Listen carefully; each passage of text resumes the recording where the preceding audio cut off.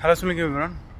দুপুরের পর থেকে গতকাল থেকেই আমরা দেখতেছি আমাদের মাথার খুব নিচ থেকে জর্ডানের বোয়িং প্লেনগুলো ফিলিস্তিনের দিকে যাচ্ছে, এবং আমরা তো ততক্ষণে বুঝিনি কাল থেকে যে এত নিচ থেকে প্লেনগুলো কেন যাচ্ছে, তা আবার হচ্ছে ফিলিস্তিনের দিকে। তো তারপর হচ্ছে আমরা নিউজ পেলাম ফিলিস্তিনিতে এখন খাবারের যে সংকট, প্রচুর পরিমাণ সংকট। ইসরায়েল কোনো প্রকার খাবার তাদেরকে দিতে দেয়নি, রাস্তা পথে কোনো প্রকার ট্রাক বা কোনো খাবার তারা প্রবেশ করতে দেয়নি।